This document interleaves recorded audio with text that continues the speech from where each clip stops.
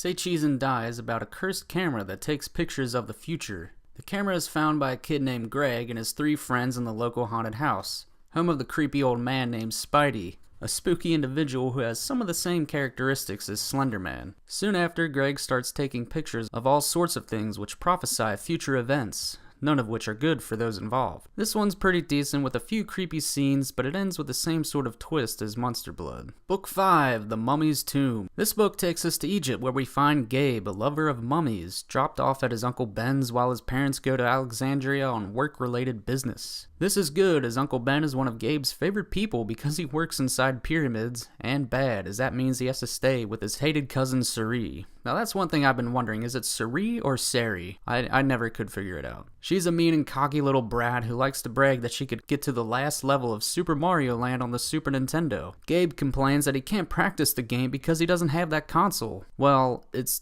tough to do that when Super Mario Land never came out on the Super Nintendo. Yeah, it's a Game Boy title. So Uncle Ben lets Gabe and Suri join him while he and his crew excavate a previously unknown section of the pyramid he's in. 2 of his crew members predictably come down sick, which leads to rumors of a curse. This curse turns out to be nothing more than some whack job named Ahmed who mummifies people that get too close to a sacred room within the pyramid. This one I never really cared for as a kid, and honestly I still don't. The mummy's curse is a cliche that's as old as the discovery of King Tut's tomb, and this book moves along predictably here. Book 6, Let's Get Invisible. This story is about a boy named Max who finds a mirror up in his attic.